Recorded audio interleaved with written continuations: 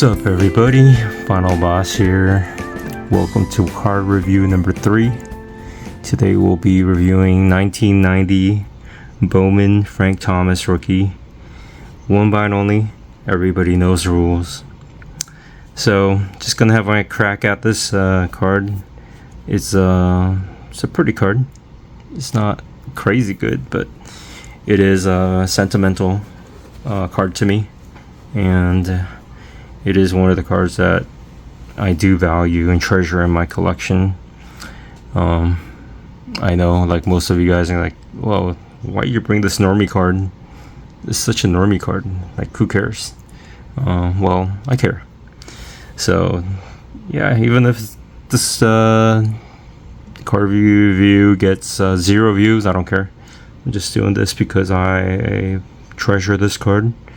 Even if it's worth 50 cents, 20 cents, I don't care.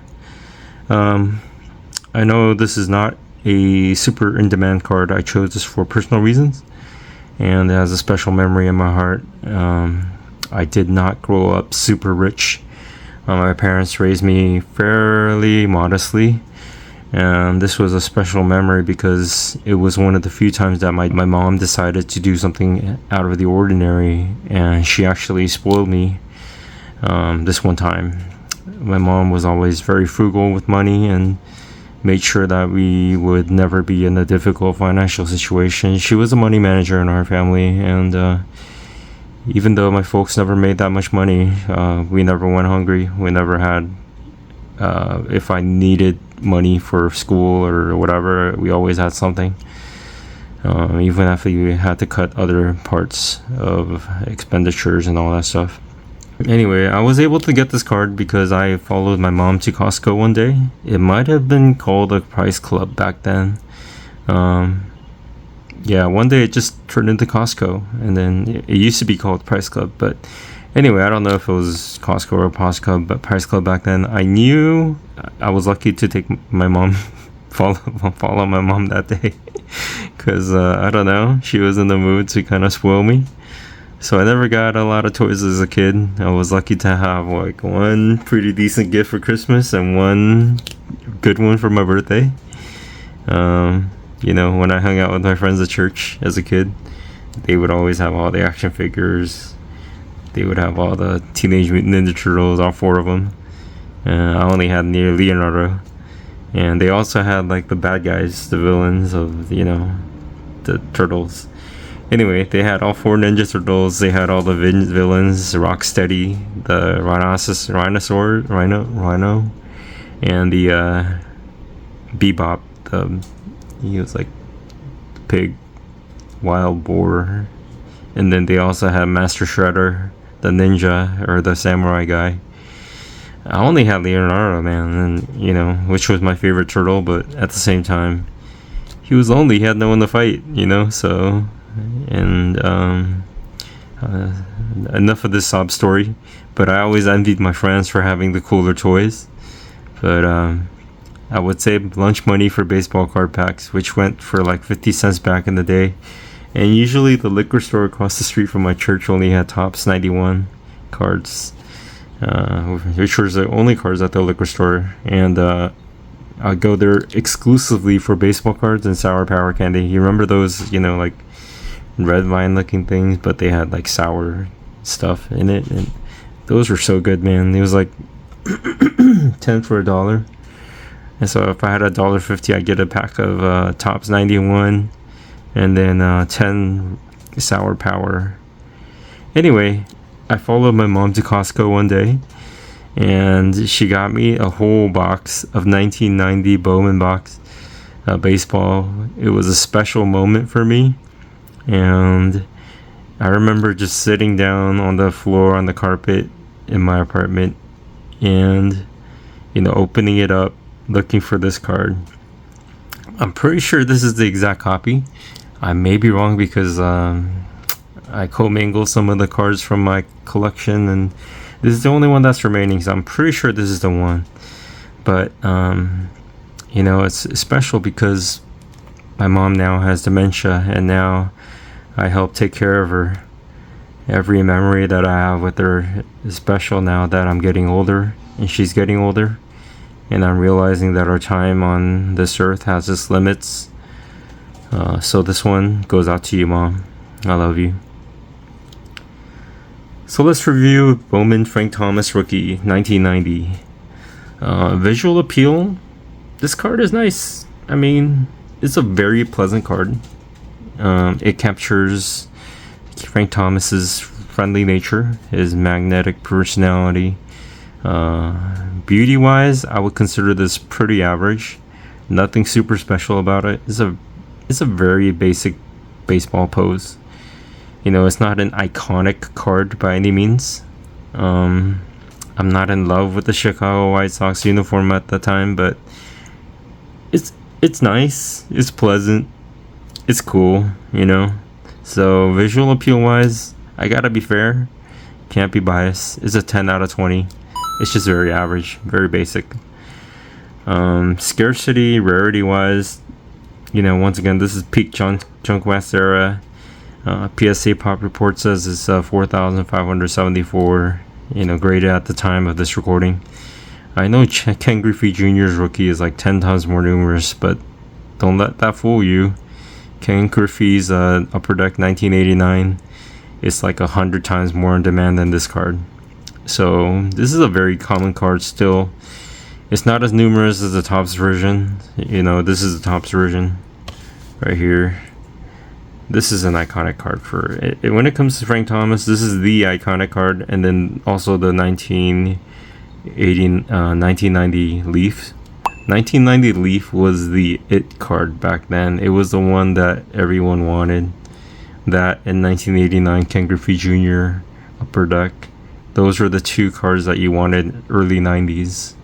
So scarcity wise, I give this card a 12 out of 20.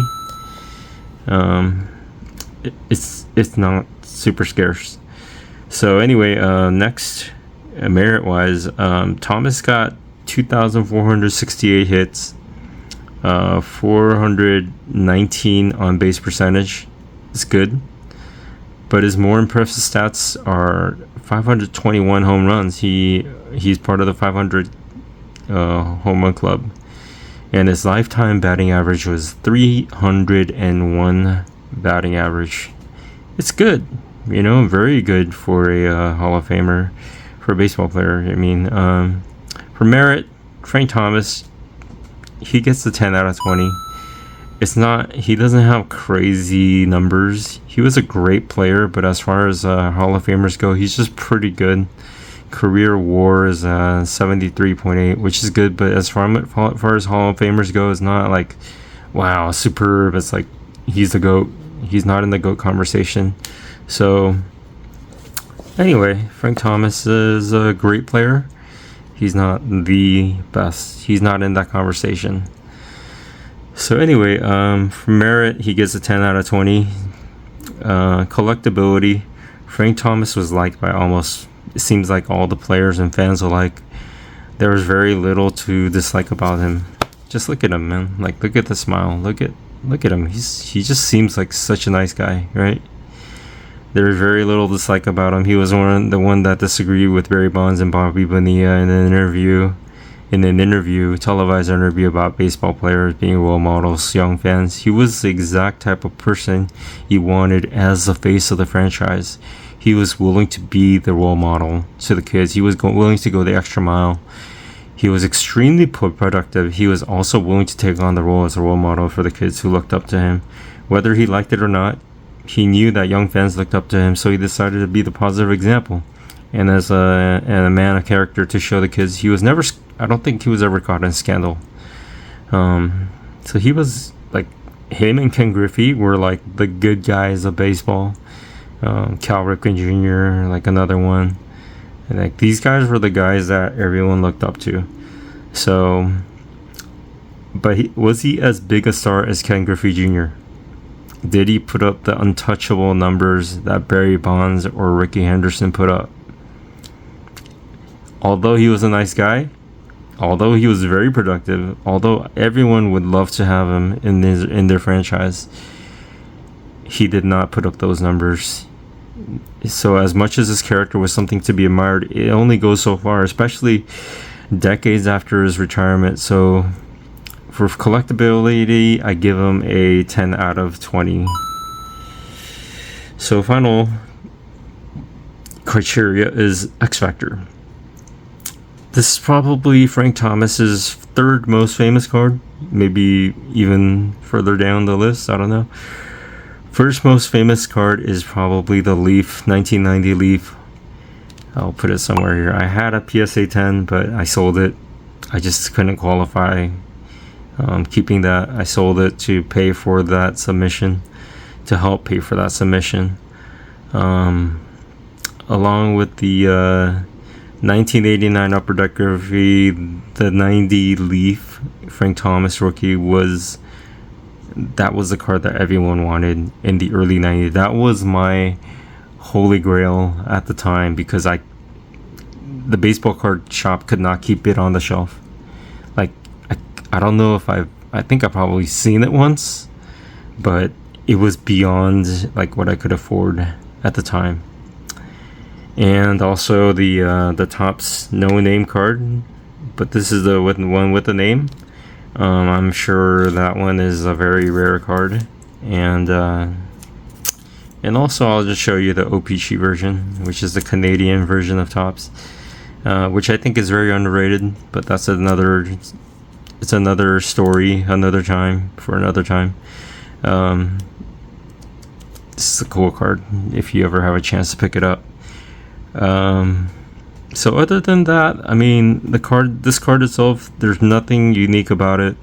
If you really want to think about like really iconic cards, I think for Frank Thomas, this is the most iconic one, the no name one.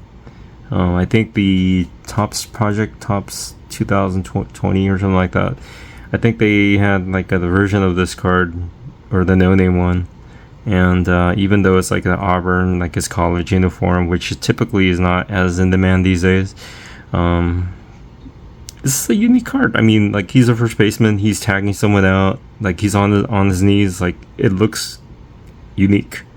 It looks like he's being knighted or something like that. It's kind of weird. I don't know. It's just something about this picture just kind of sticks out. It's a unique picture for a baseball card. You know what I mean?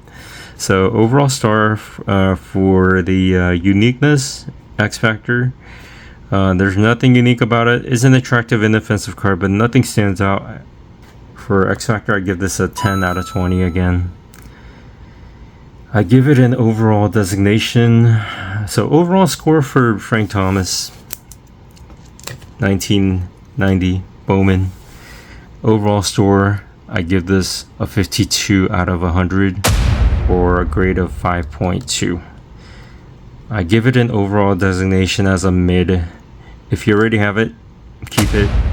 If you don't have it, it's not a must buy. I'm holding on to mine because to me it's priceless, and I'll probably never sell it. But if it wasn't special to me and I didn't have that memory, I'd probably just sell it for something else. So yeah, I mean, this is a special card to me. And at the end of the day, like you guys, some of us might collect cards because of strictly investment purposes. Some of us might collect it because it's just cool. Some of us collect these things because we have memories, and special memories with special people. And I think there's no denying that, you know, like if you have a kid, you know, build these memories of going to the card shop, opening up stuff, you know, just enjoy those memories and cherish it. If you have memories of, you know, your mom and dad, like spending time with you, and baseball or basketball or whatever was a very special part of your life and your memory with them, that may be an avenue in which you could remember them and you could cherish those memories. And yeah, this is just what it is to me. I know this card's not going to be like a Mickey Mantle 1952. I know this card is never going to be that card. It's not going to be very valuable. You know, this particular card, it got a 9, SGC 9, and there's definitely some wear down here.